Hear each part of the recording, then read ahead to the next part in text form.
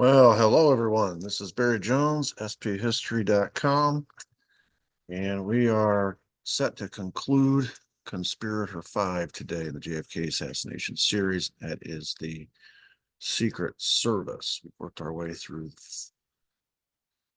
all five conspirators now, and this is episode 98 in the series. And today, if you've been with me for a while, you know how it goes. We always begin with a question, try to answer that question. Today's question is, what is a limited hangout and what is its purpose? Really a twofold question there. Limited hangout.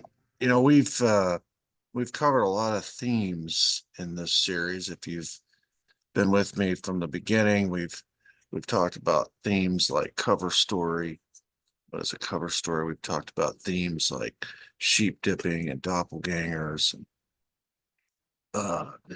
the military industrial congressional complex, and we, we've tried to cover different themes to define what those are so that we can see how they are applied and they form trends, and you can sort of recognize things in today's world as they happen to us in real time. You know, we have the advantage now of having been witness to this happening to our predecessors, and we, if we learn from that, we can see as they are happening in real time to us. And where our predecessors, maybe that was the first exposure to it, and they weren't aware of the psy-op being waged against them. We are, or we should be anyway. And so a limited hangout is something that I think is really a very important concept to understand going forward, because it's happening right now as we speak with respect to the pandemic. So I want to define it and then talk about its purpose, and we'll do so within the context of a Secret Service agent. His name is Paul Landis, pictured here. Obviously, this is when he's very young. He's back in 60, 61, 62, 63, acting as a Secret Service agent for the White House detail. And so he was a very young man at that time. This is 60 years later. He's written a book. He's 88 years old now. And I want to talk about that. It's all happened within this past year. So this is a very contemporary example that we're using to illustrate the point. Just a few more pictures here. You can see I've circled him in red. You here see top right, he's standing next to Jackie.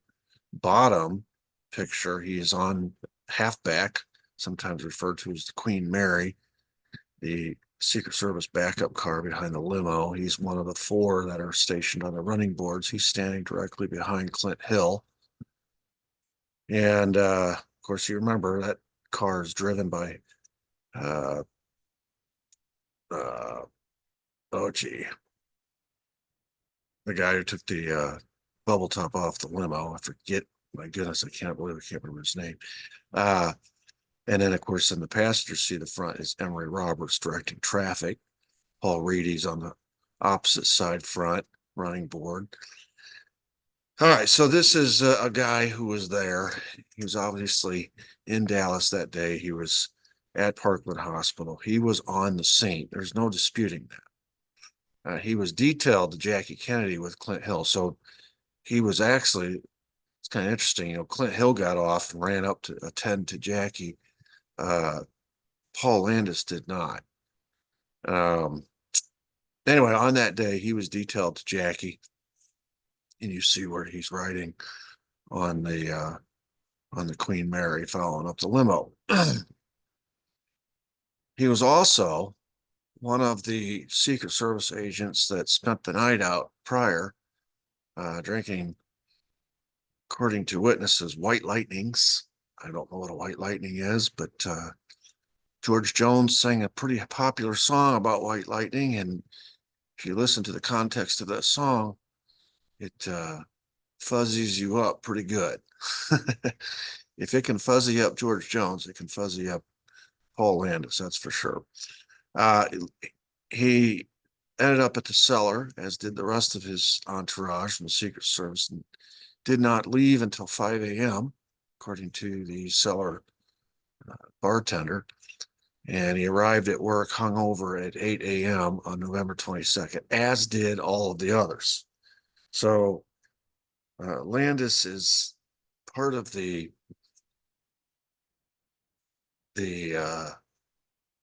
hanky panky that the Secret Service was involved in that night before. Now, we've already established that this is not the first time, and maybe not the last, that the Secret Service did stuff like this. We learned from Abraham Bolden that at Hyannisport, they left and went to town to get booze and women, left their post. And that night before, on November 21st, going into November 22nd, they actually left Kennedy alone, guarded by firemen, to go do this, to participate in this revelry. After the assassination, according to Landis in his book and the claims that he's made in his books, he had PTSD. He was, I guess, so traumatized by what he saw that he only stayed with Jackie Kennedy in that detail for another 6 months, and then he quit the whole Secret Service. At which point, his career sort of just lurched along, changing form and shape every so many years. He was a real estate agent for a while. He was a professional hand model. I don't know what that means. I guess it's like George on Seinfeld, remember the gloves and the pretty hands. And so I guess he was a hand model. Then he was a film production company owner. He was an employee in a machine shop. He was a house painter. He was a handyman. He was a security guard. He sort of just kind of ambled along, randomly falling from one career into the next. And in 2023, as you might expect, he needed money. And so the deep state in 2023 also needed something. That was a new narrative about the JFK assassination. If you get to 2023, it's the 60-year anniversary of the JFK assassination. And by this point, the old narrative has been so shot to hell. It's so full of holes that it's become an object of derision. If I don't know anybody serious who believes the Warren Commission anymore, the Warren Report, and certainly not the magic bullet theory. I mean, not to harp on Jerry Seinfeld, but he actually did there's an episode, you can find it on YouTube, where Jerry Seinfeld made a spoof of the whole magic bullet theory. He, Kramer, and George, or no, it was Kramer and Newman. It was actually a pretty funny skit, but that's my point. People are now making fun of the magic bullet. It was called this single bullet theory, but the fact that they're calling it the magic bullet theory, that is not a compliment. And so the evidence, all of the evidence that has, in the immediate aftermath, the government had all the advantage because they had prepared a cover story in advance, and all the evidence that was supplied to the Warren Commission was filtered through that cover story, through that narrative. If it didn't fit the cover story, the narrative, J. Edgar Hoover just didn't give it to the Warren Commission. If it didn't fit, or if it implicated the CIA, Alan Dulles was there to filter it out. If anyone asked any probing questions in the Warren Commission, Jerry Ford reported it to Hoover, and Hoover made sure that whoever it was, potential troublemaker, didn't cause any more trouble.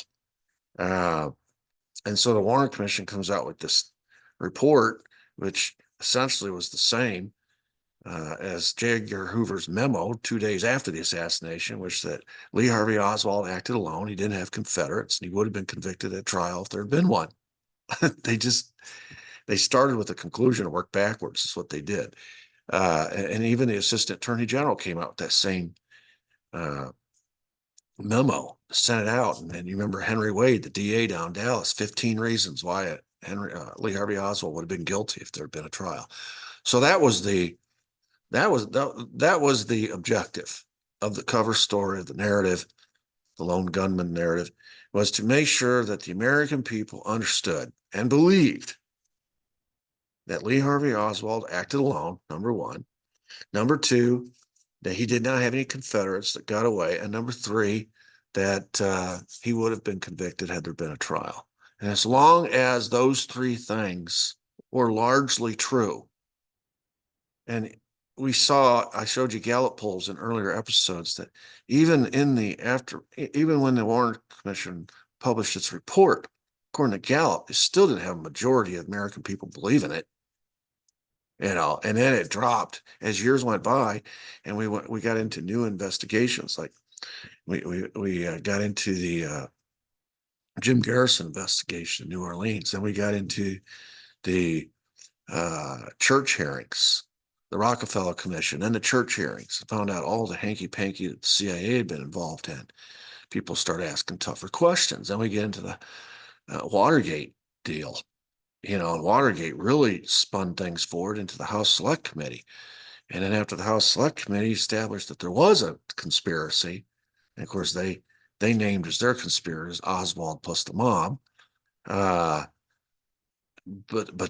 by this time, the evidence is such that the timing doesn't make sense with the single shooter, the trajectory, the wounds, none of it's making any sense. And of course, the single bullet theory is not making any sense. And all of the evidence in the subsequent years, minus the filters of Alan Dulles, Jerry Ford, and J.R. Hoover, etc., all of that new evidence supported a conspiracy. And so, drip, drip, drip, drip, drip, as years go by, as new investigations go by, and then we get into the Marie Lorenz deal with the Howard Hunt civil trial, and we find out we actually have a jury that comes out and says the CIA did it, and Howard Hunt was there, and he was part of the CIA, and the CIA did it. So by the time we get to 2023, 60 years later, there isn't anybody. I shouldn't say anybody. There are people out there who still believe lone gunman theory. There are people out there who still advocate for the Warren Report. There are people out there who write books and say that, still call everybody else conspiracy theorists. But the vast majority of people now, by the time we get to 2023, do not believe, especially when you consider all the other lies the government's been telling us. So we've been learning about Watergate. We've been learning about Vietnam. We've been learning about Iran-Contra. We've been learning about all these lie upon lie upon lie upon lie upon lie. And so, and we've witnessed over the last 60 years a real change, a real shift in our country's direction. And so you have all this evidence now to say something really big happened in 1963 when JFK died. Something really big that benefited certain people, certain institutions, certain entities at the expense of others.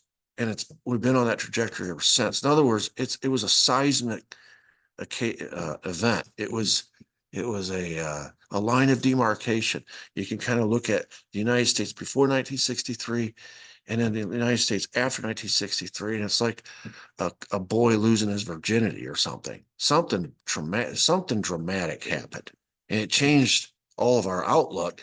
And we see ourselves and our country, and we see our government through a different filter now. We don't reflexively believe everything they tell us anymore, or it tells us anymore. And so, of course, that all began with the JFK assassination, and the steady drumbeat of all of this evidence in favor of a conspiracy at the expense of the lone gunman. By the time you get to 2023, the government needs a new narrative because the old one ain't working. People are laughing at it, making fun of it. So it jives with the 60th anniversary of the JFK assassination. And if you are trying to sell a new narrative or sell anything, that's a good time to do it on an anniversary.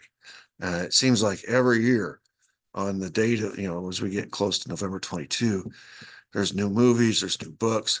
They're always released around JFK anniversaries to create a bigger splash, right? That's just marketing 101.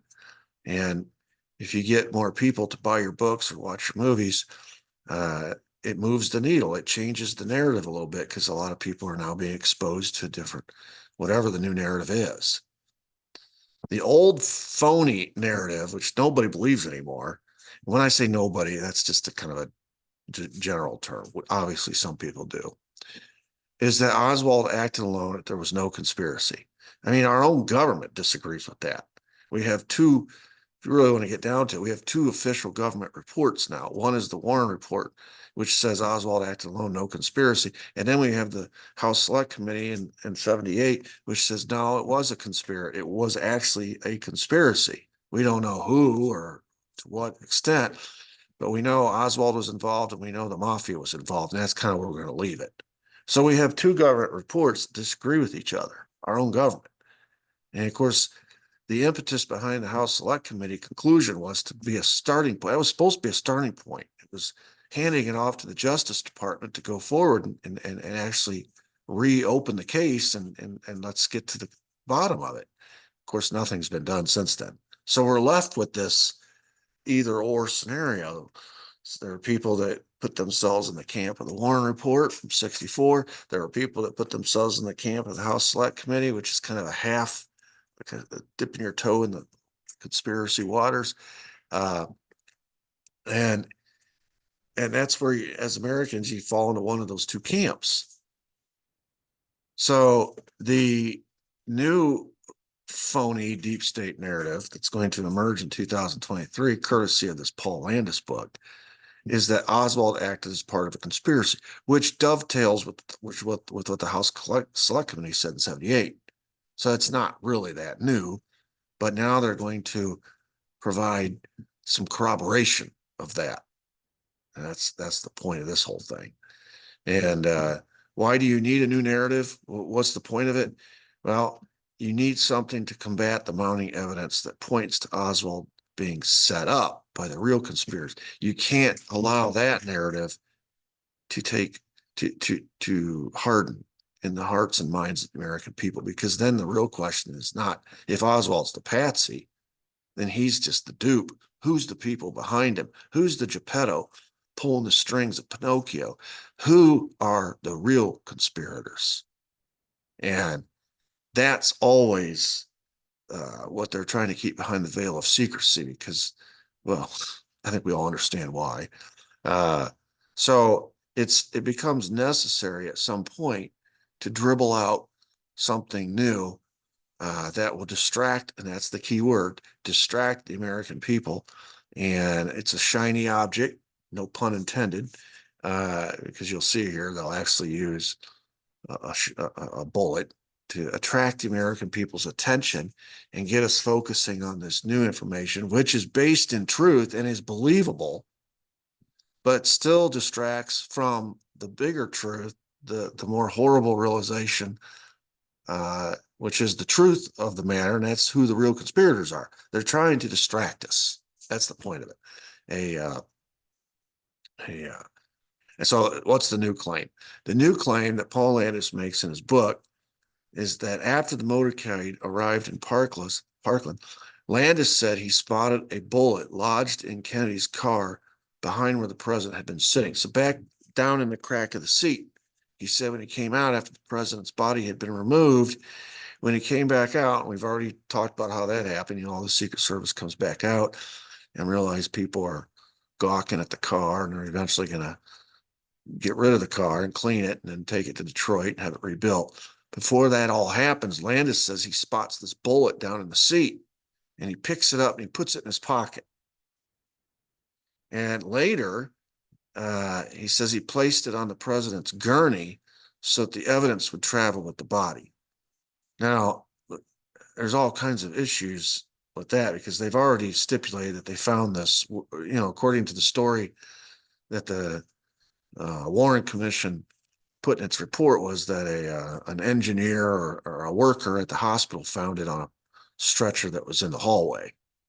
And it was later determined that neither that stretcher didn't belong to Connally or to President Kennedy.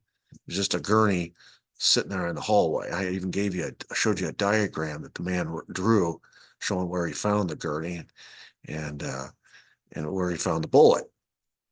Anyway, so we got an issue there. Paul Landis says he put it on the president's gurney so that the evidence would travel with the body. But the Warren Commission doesn't even claim that. The Warren Commission claims somebody else found it and it was on a gurney. It was in a hallway. According to Landis, quote, there was nobody there to secure the scene, and that was a big bother to me. This was all going on so quickly, and I was just afraid that it was a piece of evidence that I realized right away was very important, and I didn't want it to disappear or get lost. This is just an unbelievable claim to say, I just found the bullet that may have killed the president, or it was at least involved in the killing of the president. I put it in my pocket, and then without telling anybody, I went and put it on the stretcher and just assumed somebody else would find it. I mean, it just defies logic. You're a law enforcement officer. There's a chain of custody. You find evidence, you fill out a report, and it goes in an evidence locker or some kind of baggie, whatever, and it stays, it becomes part of the case. I mean, to say you put it in your pocket and then you just set it on the stretcher and you assumed after you found it that you're now relocating it and somebody else will find it, and then it'll be up to them to just, it doesn't even make sense, because then the question would be, well, how did it get on the stretcher? And if Landis doesn't say, for 60 years, how it got on the stretcher, it leaves that question out there. How did it get here? How did it get here? It didn't walk to the car, from the car to the stretcher. How did it get here? And for 60 years, Landis never tells anybody. I'm getting ahead of myself, but anyway, it's a preposterous claim, is what it is. All right, for 60 years, Landis never came forward with this evidence. He didn't put in his report. He didn't put in a statement, which every one of these Secret Service agents had to give a statement immediately afterward. He was never interviewed, and as a consequence, he was never interviewed by the Warren Commission. One of the reasons why he wasn't interviewed is because Landis was on record having said publicly that he felt like there was a shot from the front, which means a conspiracy. So this was one of the ways the Warren Commission or whoever the gatekeepers were of the evidence coming to the Warren Commission prevented this from making it into the Warren report, is that when they found out, they did pre-interviews, and when they found out what your story was going to be, then they made a decision whether or not you'd be interviewed by the Warren Commission or not. Now he claims that his behavior was, he was totally sleep deprived and suffering from severe PTSD, and that he just forgot about the bullet. He just forgot. I mean, I don't even know what to say about that. About how could you forget? I'll just let that marinate in your heads, and you can draw your own conclusions. But for 60 years, he didn't say anything because he had PTSD and he forgot. Now, the problem with this story, if you still believe the old narrative, is that this Landis bullet, because this is the bullet that the Warren Commission said they found on the stretcher, that becomes the so-called magic bullet. Right? He is explaining how that magic bullet got on that stretcher, on that gurney, which, as we've already learned, it's not the right gurney. It's not the gurney that they originally said they found the bullet on. Now he's changing the story, so he put it on the president's gurney. The original story was they found it on a gurney in a hallway. All right, leaving that aside, this is supposed to be that same magic bullet. It's supposed to explain how it got there. because there's been all kinds of theories about how it got there, right? Uh, did it fall out of the president's back when they were moving him? Did Jack Ruby, who was in the hallway, according to witnesses, did he plant that bullet there? You know, he denied being there, but there were witnesses who talked to him, said he was there. There's been all kinds of conspiracy theories about how that bullet got there. And Landis is filling in that blank, right? This is the new revelation. He's saying, no, I know how it got there. I put it there. Now, the obvious question here is what this does to the magic bullet theory, the single bullet theory. Because according to the theory is that bullet traversed the body, went through Kennedy's body. Remember, now Gerald Ford moved it up, so it was the back of the neck, came out the front of the neck. We all know it hit him square in the back, but Ford moved it up to create the 2 wounds in the president's neck. Then it turned right and left and midair and all the stuff that it did. It went into combat. It created 7 wounds in 2 victims. But now, if the new revelation from Paul Landis is, now I found the bullet in the crack of the seat, that means the bullet did not traverse the body. It fell out the wound in the back. Of course, the surgeons said that right away. When you talk to the Parkland doctors, they said that bullet wound in the back didn't go through. They could put their pinky in, feel the end of the wound. And so they're saying that right away. Here's Landis 60 years later saying, I found the bullet that fell out of the president's back. Here it is. And I took it in, I put it on the president's gurney. Well, if that's true, if we're to believe that, then it can also be true that that bullet went through and created 7 wounds in 2 people. It obviously did. It created 1 wound, a superficial back wound, and then fell out. So what this does is it destroys the single bullet theory. It literally just destroys it. All right. Which, the only reason we have a single bullet theory is to keep it to 1 shooter. We have to keep it to 1 shooter. In 63, 64, it was all about keeping it to 1 shooter. We know 1 shot missed and hit Tag under the overpass. And we know 1 shot took the president's head off. So you only have time for 1 more shot, and hence the magic bullet, creating all these wounds. Well, now Landis is destroying the magic bullet theory. All right. We'll come back to Landis here in a minute. Remember, we're looking at what a limited hangout is.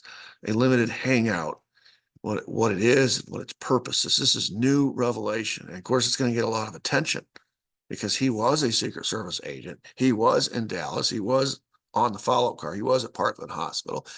All those things are true. And now here he is 60 years later writing a book. And it's relating to a part of the case which has been controversial, and that's the single bullet theory, magic bullet theory. So it gets a lot of attention, and the media runs with this story, and JFK researchers are having to scramble and figure out what this all means. It's created it's been a tempest in a teapot over this last year. When you know it's a limited hangout, which is a dribbling out of information to change the narrative, to distract people's attention from where the research is taking us, where the evidence is taking us, is when you look at who is fronting that new knowledge, where it's coming from, who's behind the scenes orchestrating everything. Okay, this is one of the things I've really become, I don't know, maybe I'm by default, I've just become reflexively suspicious of any new information that comes out. If it comes out from anything government related, because I've seen in 30 years of looking at this case, a consistent pattern. The government is always is always the one lying. It's always the one covering up. It's always the one that's destroying people who are trying to tell the truth, ruining people's reputation, destroying their credibility, putting people in jail with false charges like Abraham Bolden. I mean, it's always, it's very one-sided. Who's doing the destroying? Who is covering up? Who is lying? It's always the government. With respect to the JFK assassination, that's where I fall. So when I find out who is behind these new revelations. Woo, my antenna go up big time. The guy behind all this is James Robinall. Robinall. He's a lawyer. This guy is active. Everything I'm going to tell you about him biographically is true because it's current. Okay, this is who he is right now as we speak. He's a lawyer. He's an author. He's a contributor to Daily Beast, which is one of these Operation Mockingbird media mouthpieces. Okay, we all know that. He's a partner of John Dean. They go around and give lectures about the legacy of Watergate. If you remember anything about John Dean in our Watergate series, John Dean was part of the setup of Nixon in the whole Watergate scandal. He was very much involved in that whole setup. And so when you're partners with John Dean, you know, who was setting up Nixon and Watergate was the CIA. It was the CIA who was behind all that, pulling all the strings, orchestrating all the events, including the burglaries. It was all their people. John Dean was one of their people. So when you partner with John Dean and you go around the country giving Watergate lectures, no doubt furthering the cover-up, blaming because they're not telling the truth about Watergate. If John Dean told the truth about Watergate, he would be implicating himself, even more so than he did.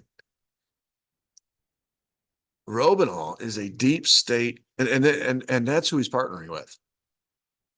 In sum, Robinall is a deep state operative whose legal clients include some of the biggest companies in the military industrial congressional complex that we have. Pratt and Whitney Aircraft Engines, Mission Essential. These are government contractors that serve intelligence and military clients that depend on this military industrial congressional complex, this feeding the beast and continuing to feed the beast. Those are his clients. That's where he gets his money.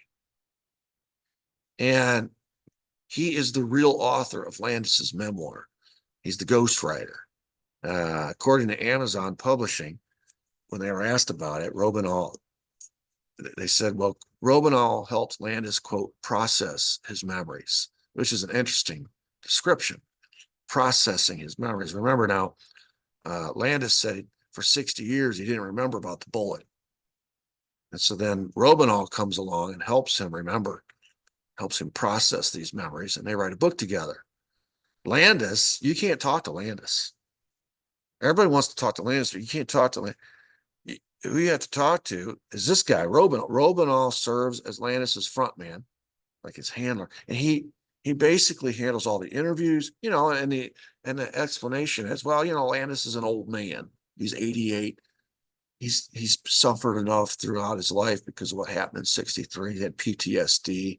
He's forgetful. Now he's an old man. So I will handle all this for him. So he's become like his publicity agent. Sam Kinney, that was the name of the guy who drove the backup car.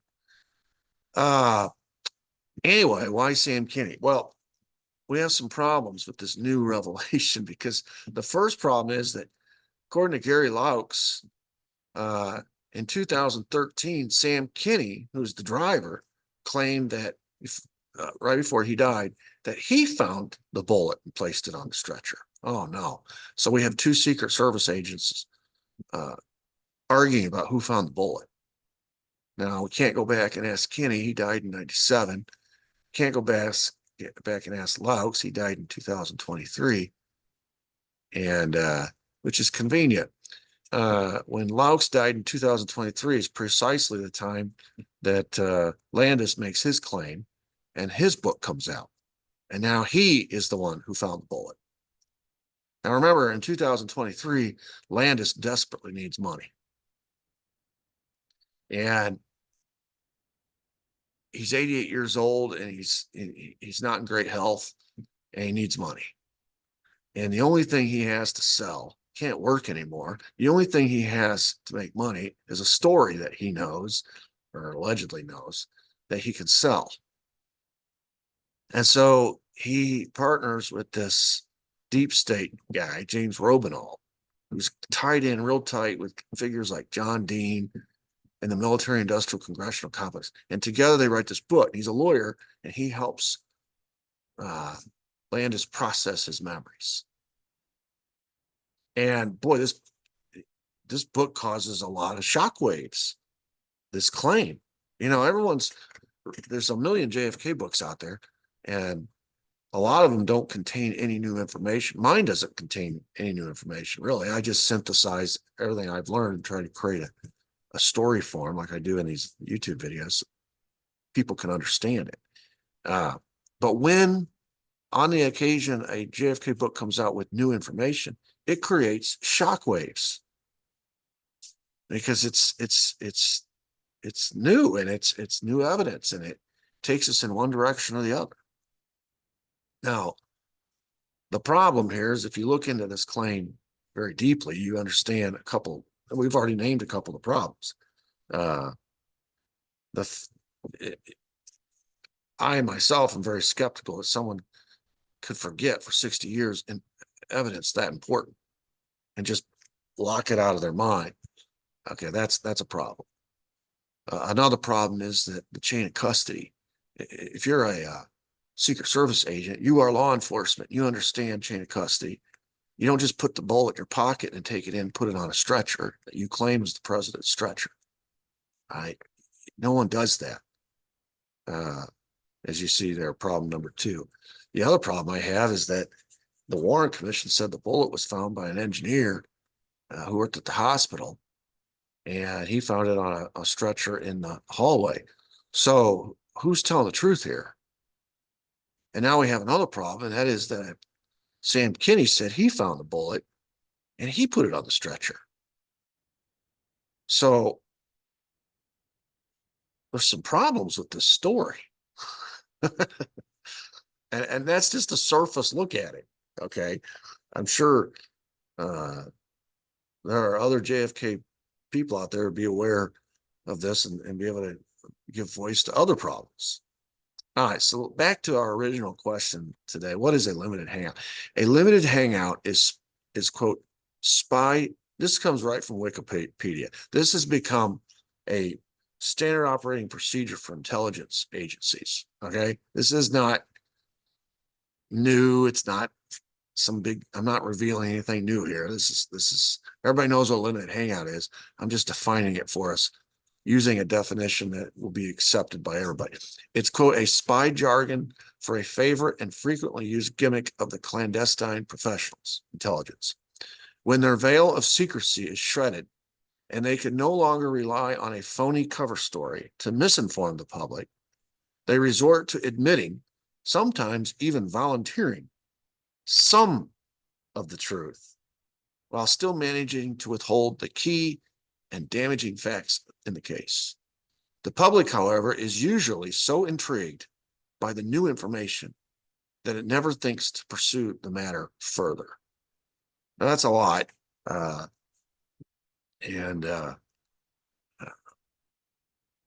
What does this limited hangout, which I believe is this Paul Landis book, what does this accomplish?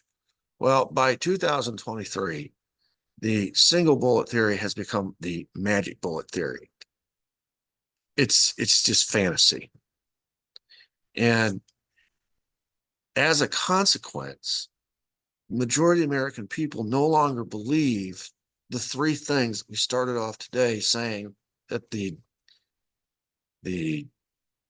let's just say deep state wanted the American people to believe. Oswald acted alone. He did not have Confederates that got away. He would have been convicted at trial. If you throw out if nobody believes the magic bullet theory anymore, then number one goes away because Oswald didn't act alone. It's the only reason the magic bullet theory even exists. If you don't believe the magic bullet theory anymore, then number two goes away because Oswald obviously did have Confederates and they got away. Remember, the only reason you have the magic bullet theory is to say Oswald was the only shooter. And number three, if you don't believe the magic bullet theory, that is the primary evidence that would have convicted, in the government's view, Oswald, which means number three no longer is true either. Enough evidence has emerged since 1964 to 2023 to show that Oswald, you're going to have a hard time proving anything against Oswald, except that he may have had knowledge of a conspiracy.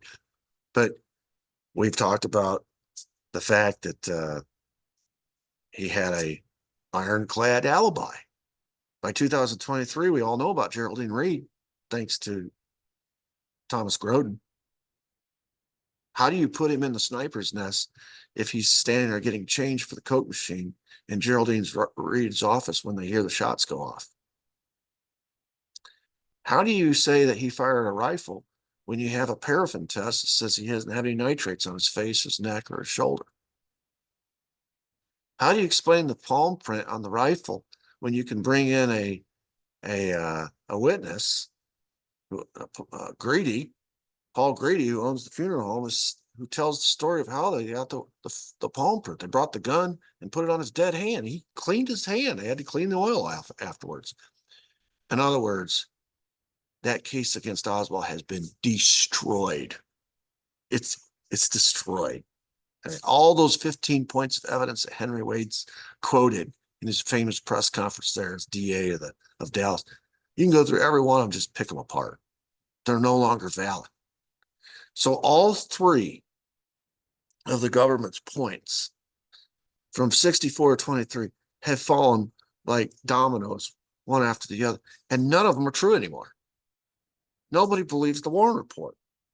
So it becomes necessary to change the narrative, which means you're going to have to sacrifice something. And in their case, they've decided they're going to sacrifice the single bullet theory. How do they do that? Well, you've got a guy who needs money. He was there on the scene. He has a story to tell. So what if Sam Kinney said the same story? Nobody remembers that. So we'll trot out this new story, this new theory, this limited hangout about how he found the bullet and that he put it on the president's gurney. And that's how that bullet made it from point A to point B. Now that destroys the whole single bullet theory, but that's okay because we are willing now, because everyone's gone, dead and gone, we are willing now to admit that JFK died as a result of conspiracy. I mean, the government itself has already said so in the House Select Committee.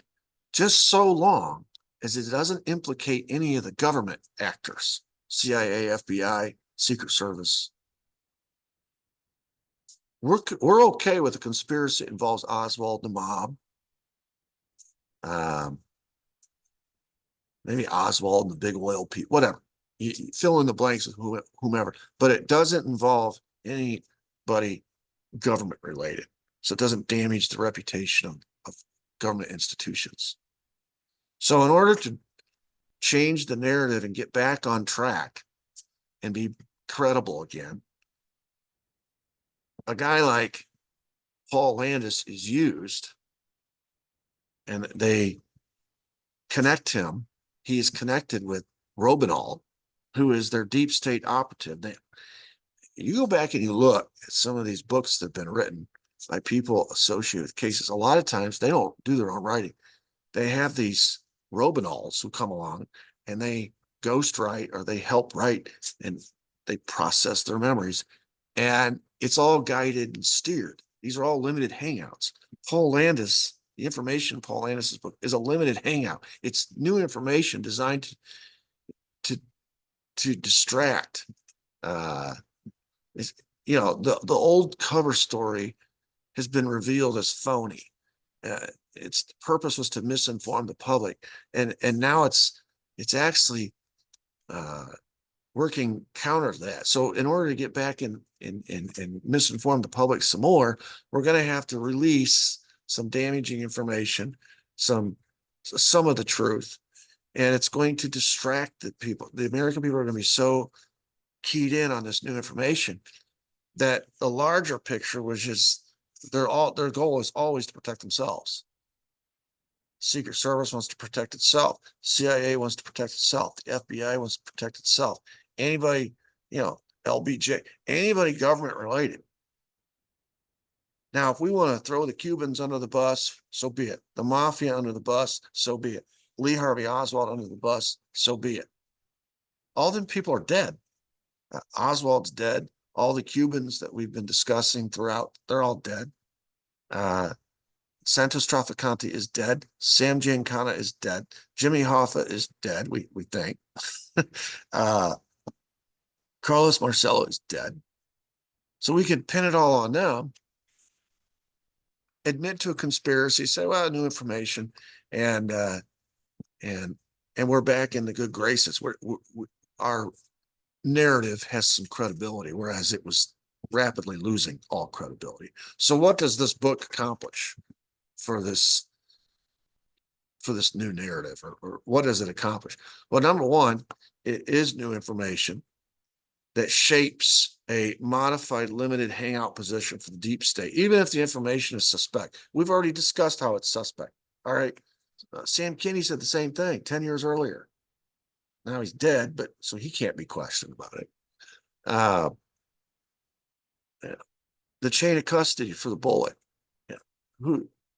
How did he forget this for 60 years? Now all of a sudden remember. Anyway, we can go through all the reasons why we think this information is suspect, but that's not the point. The point is to distract the American people and get us all arguing about it and theorizing, trying to figure out how it fits. Meanwhile, Landis gets his big publishing contract, sells a bunch of books and makes the money he needs.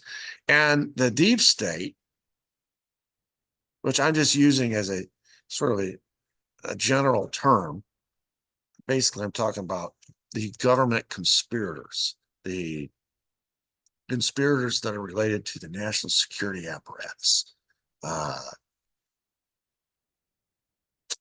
They get away scot-free, which is the whole point of this.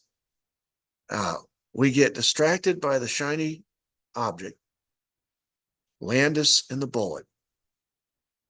Now all of a sudden, and how it destroys the magic bullet theory. So now we're all coming up with new theory. Meanwhile, we're not pursuing the matter further, which would be to continue searching for those real conspirators that are, this really doesn't change anything.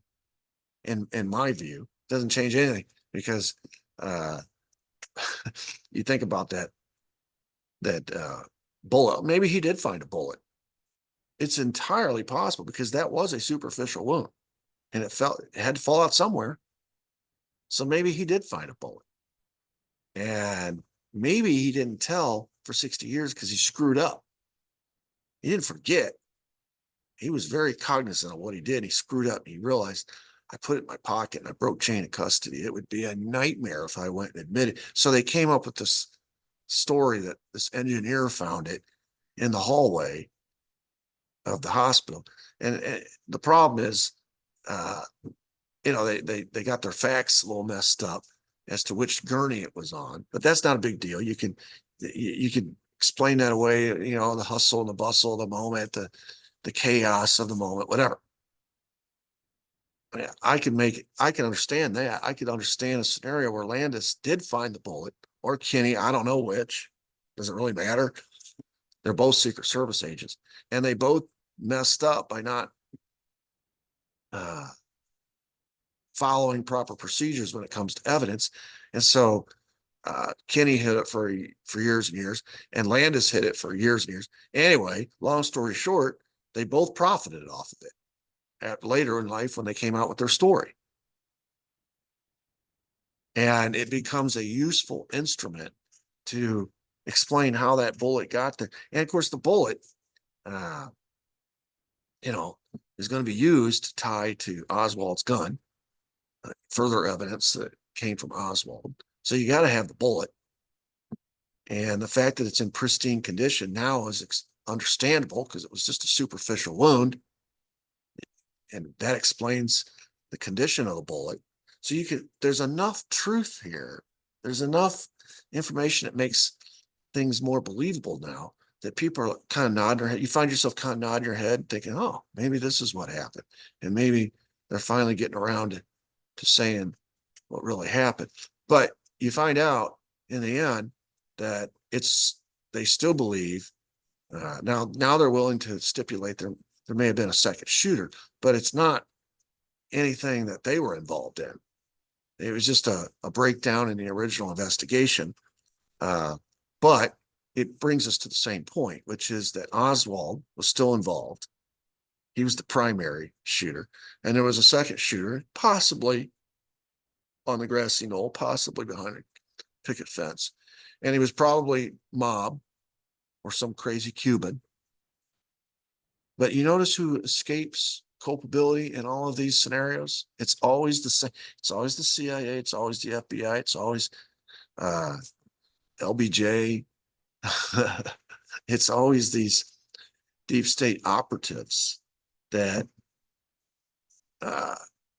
skate away.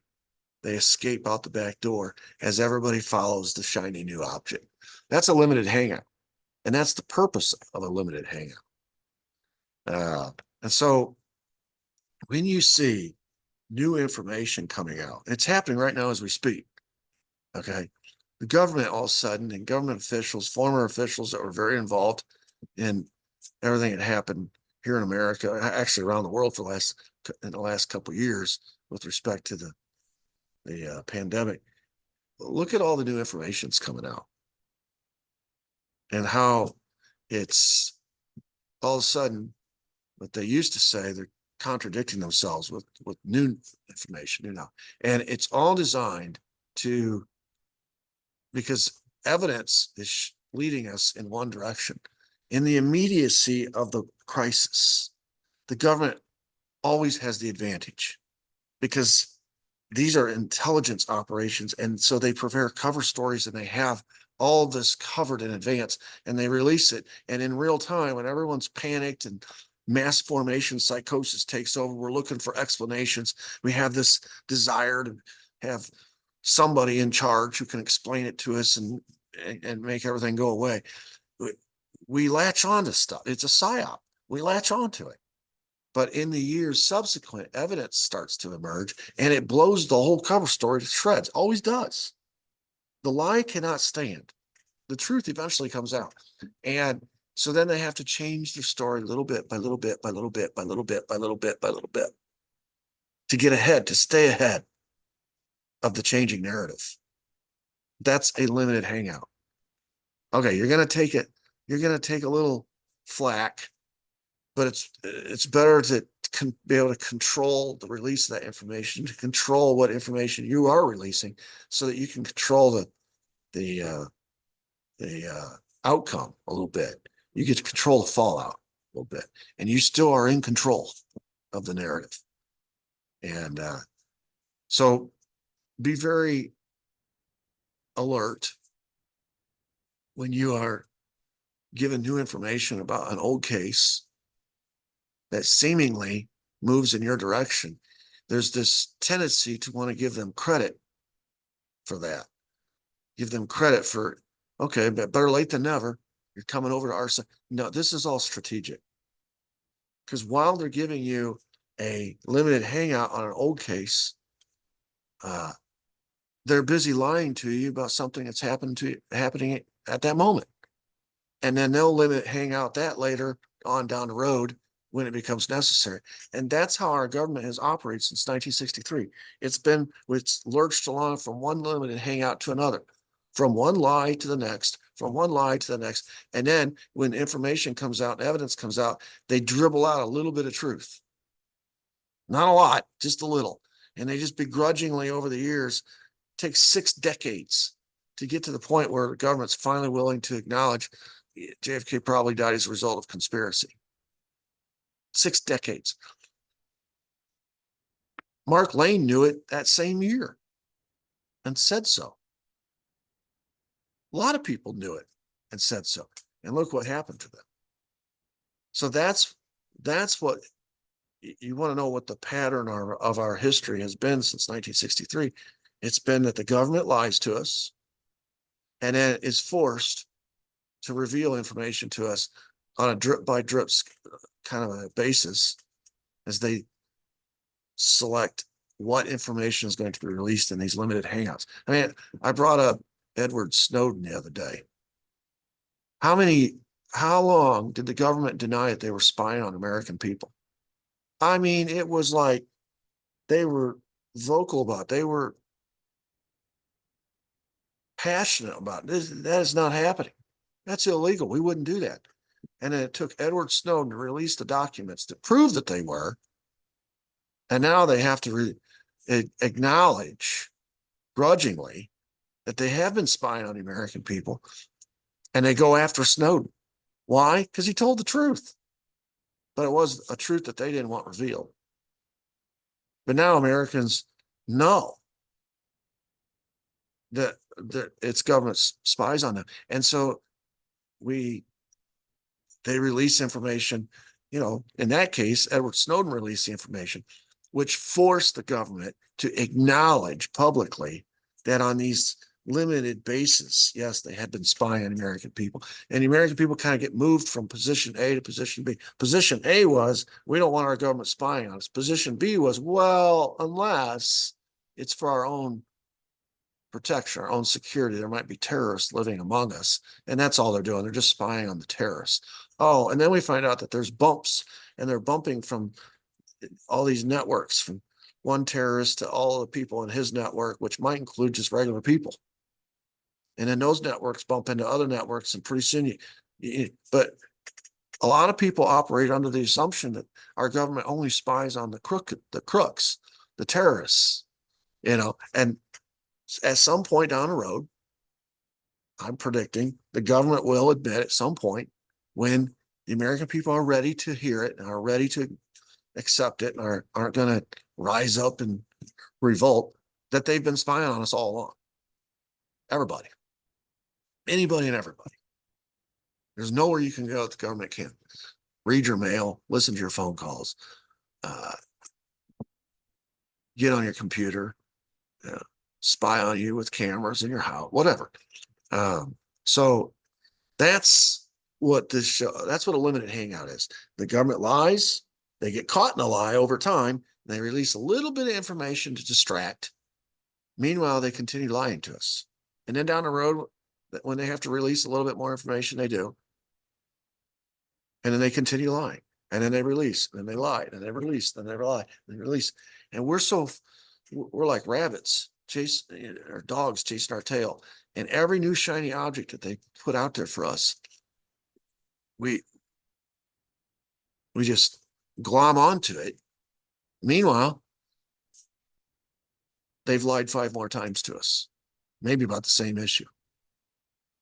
We're always 60 years behind, is my point. And that's why intelligence uses limited hangout. It works. And by the time the truth is revealed, all the people who originally lied to us are dead and gone. Hey, nothing you can do about it.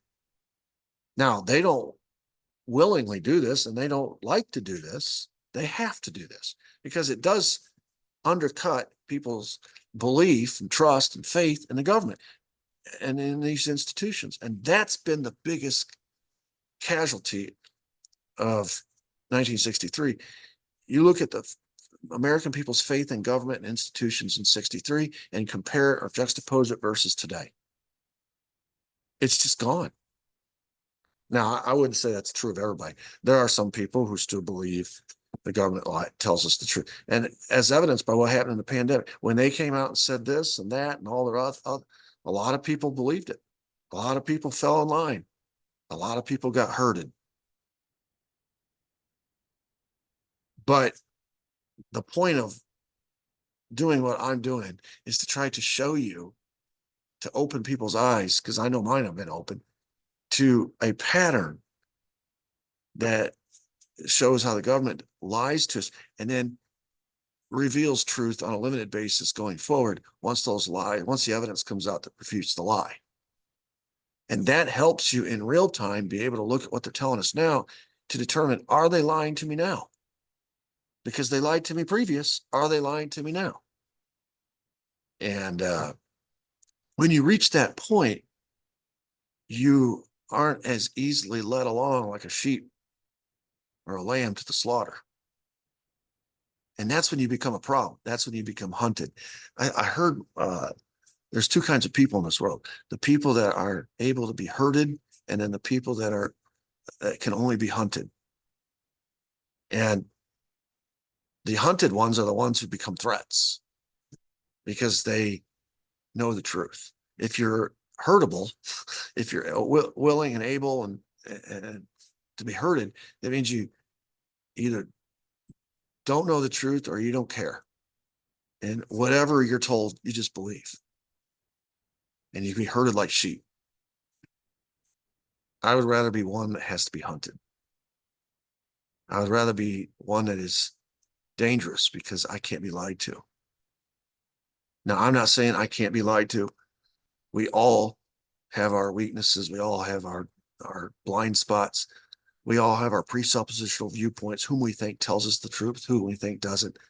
And so we all have the capability to be lied to. Hitler was probably, this is courtesy of Joseph Goebbels, understood better than anybody that the bigger the lie, the more people will believe it. Because there is this thing within each of us that says, well, that's such a big thing. They wouldn't lie about something that big.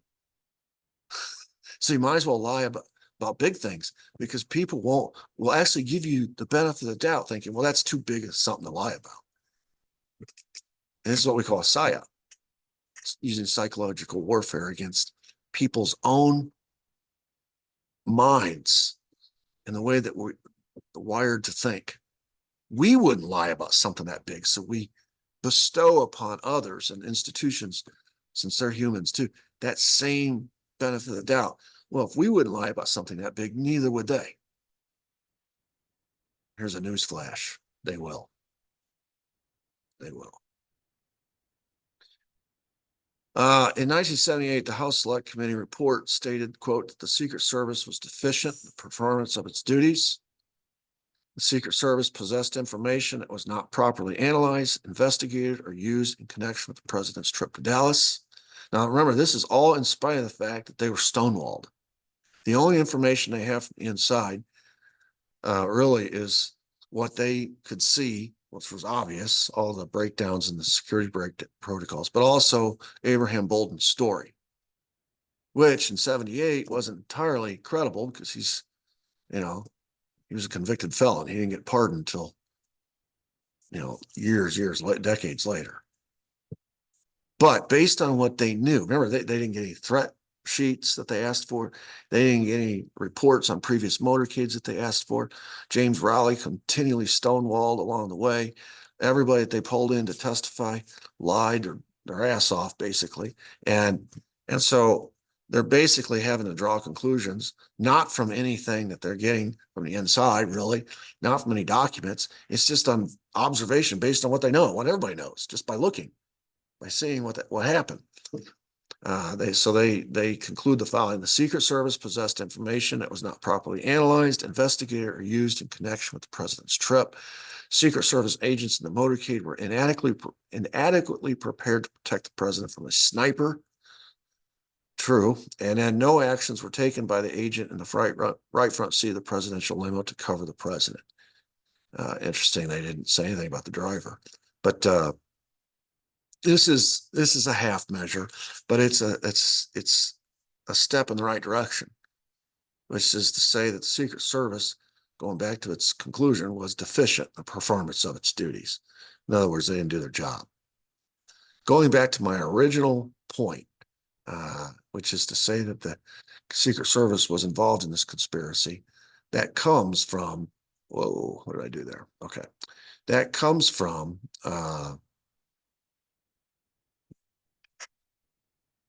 the times that I've heard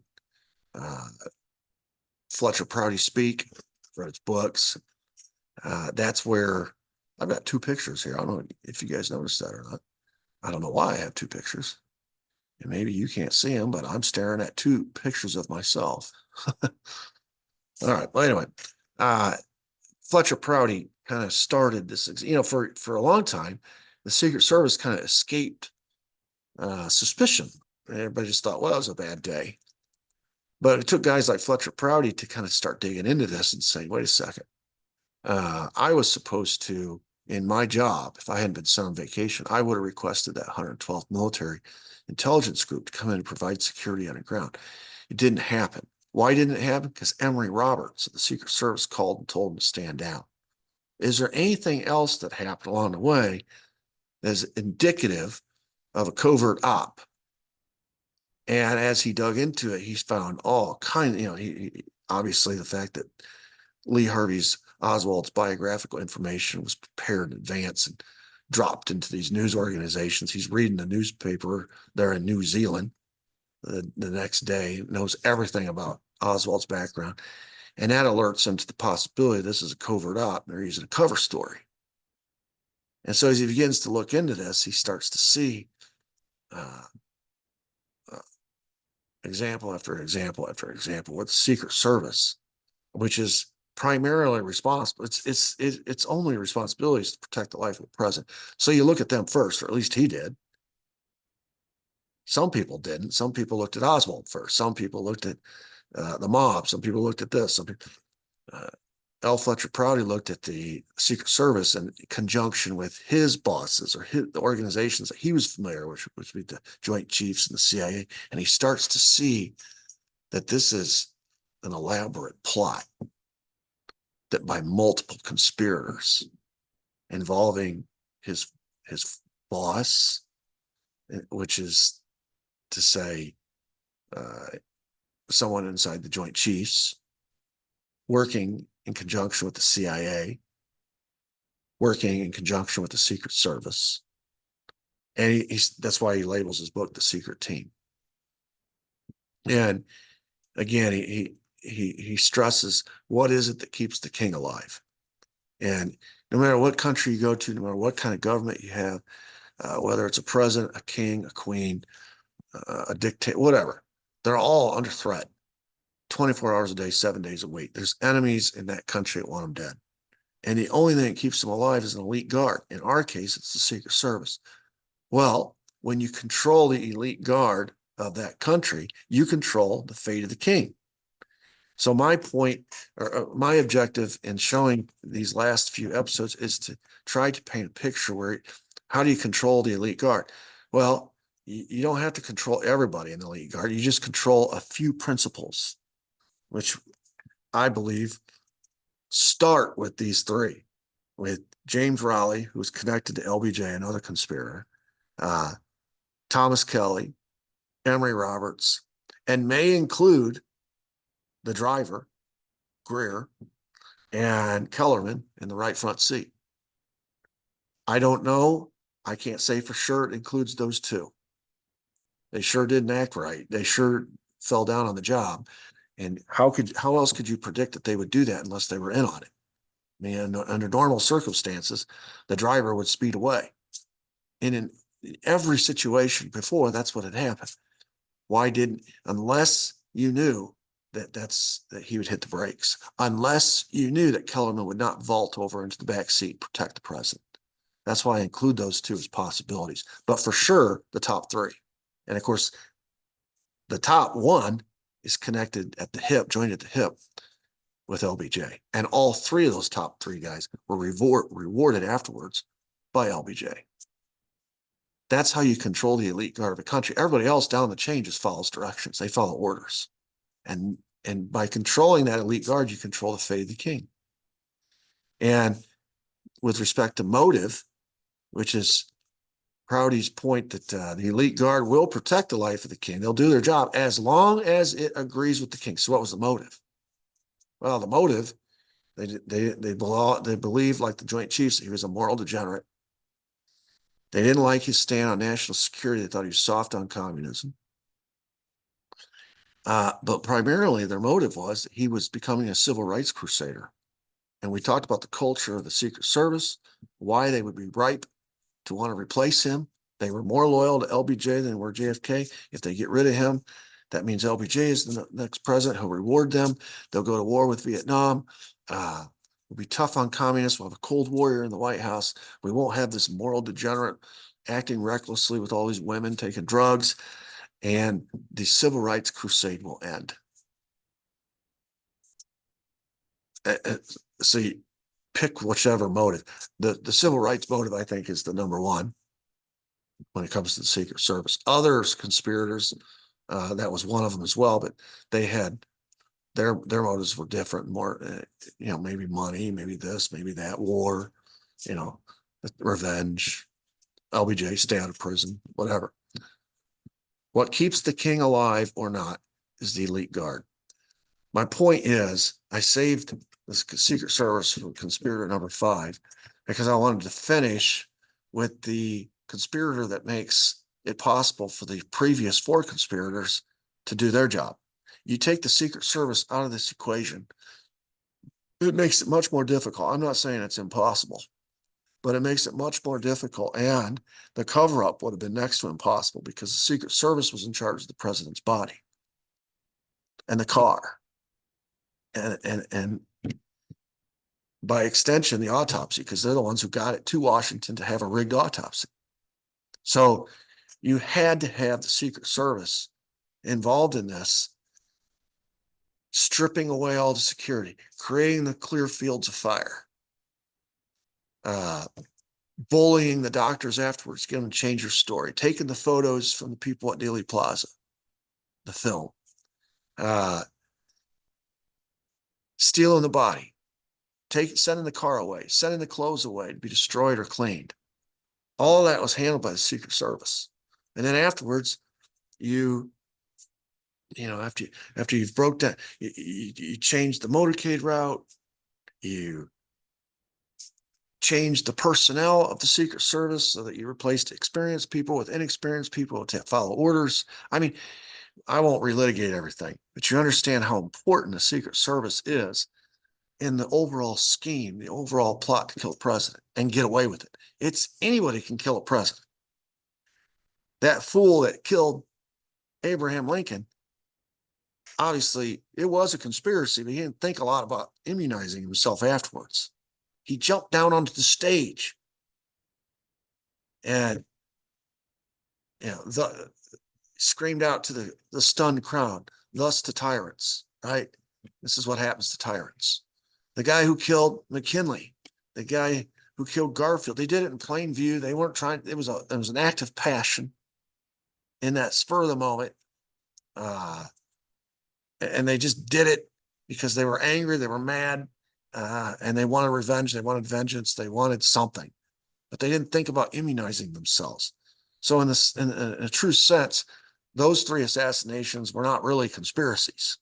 And of course, the first 2 weren't, other than Lincoln. Lincoln was a conspiracy, but the other 2 were not. But you get to JFK, you can see all the trademarks of a plot that thinks about everything. It considers everything from point A to point to the end. How are we going to set this up so that it looks like he did it, when in reality we did it, and it serves all these different interests of all these different conspirators. And then in the end, we put our guy in charge who helps us cover everything up so that everybody involved gets away with it. And the guy who we blame, we take him out so there's no trial, so he can never speak to what he knows. And we wash our hands of it. We have this blue ribbon commission that rubber stamps what we did. And that's what goes in the history books, and that's what goes in the movies, and that's what goes in the books. And that's what the American people are going to believe. And as long as the American people believe 3 things: Oswald acted alone, did not have Confederates that got away, and he would have been convicted at trial. As long as they believe those 3 things, we're good. Maybe down the road, if they stop believing those 3 things, which by 2023 we had, we'll have to release some new information that comes towards the direction of a conspiracy, which will get everybody all titillated and excited. And that shiny object will carry us for the next 20, 30 years. And in 20, 30 years, maybe we'll have to release something else. But by then, it'll be like ancient history, like when I'm teaching in my history classes about Abe Lincoln, my students are like, "Ooh, this is ancient history stuff. I mean, this is Civil War. My God, that's 1,000 years ago." And in their minds, it is. And in our minds, it is. By the time all the truth comes out and they're willing to admit all the truth about the JFK assassination, we'll be 200, 300 years removed. That's what a limited hangout is.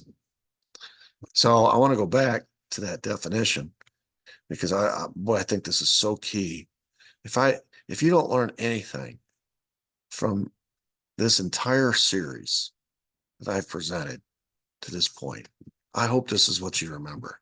A limited hangout is spy jargon for a favorite and frequently used gimmick of the intelligence agencies, clandestine professionals.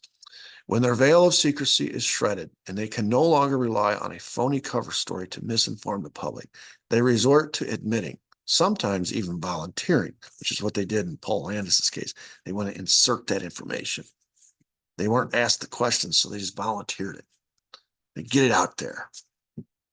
Some of the truth while still managing to withhold the key and damaging facts in the case. The public, however, is usually so intrigued by the new information that it never thinks to pursue the matter further. My encouragement to all of us is to not fall for the shiny object. Don't get distracted by the shiny new toy that the government lays out there as bait. Don't take the bait. You can consider it for what it is. Look at who put it out there. Look at the sources behind Paul Landis. Look at the motives and understand this is intentional.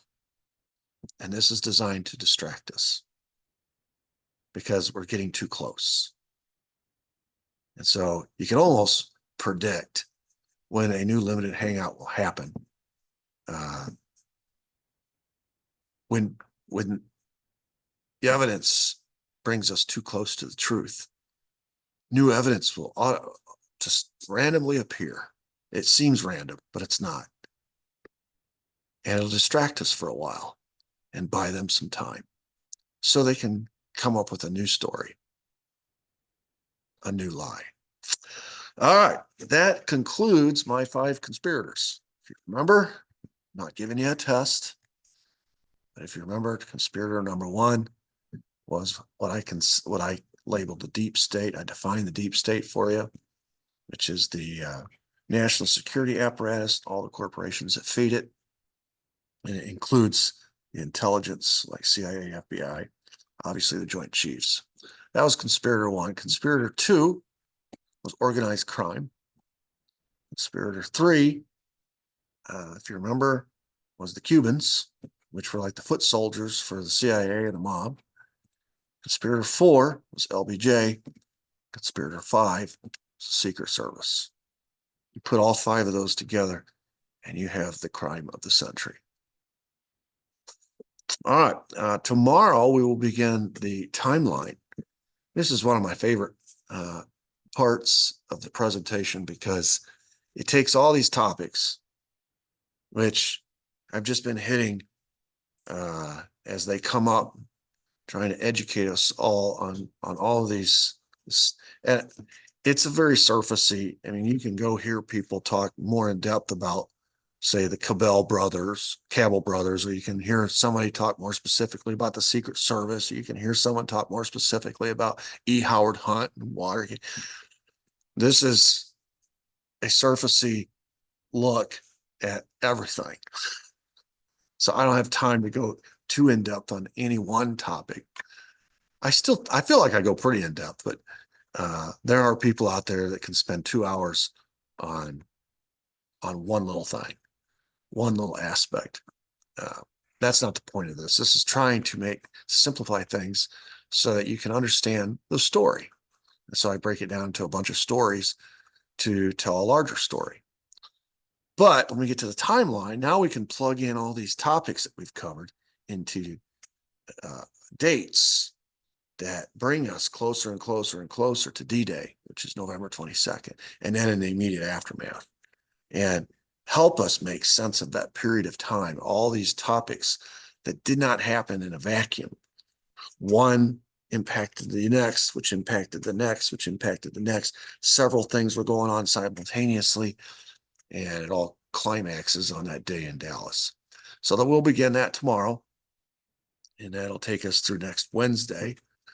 And then at that point, I'll have to decide what's next because school will be out. So, all right, check out my website, sphistory.com. Feel free to subscribe to the channel. Feel free to share this channel or these videos with anybody you think might be interested. Also, feel free to give me a thumbs up and hit the notification bell. That might be really important going forward. If I change my format after next Wednesday, that notification bell. And feel free to comment. I try to respond to those as quickly as possible. So anyway, until next time, I hope everybody has a great day. Thank you.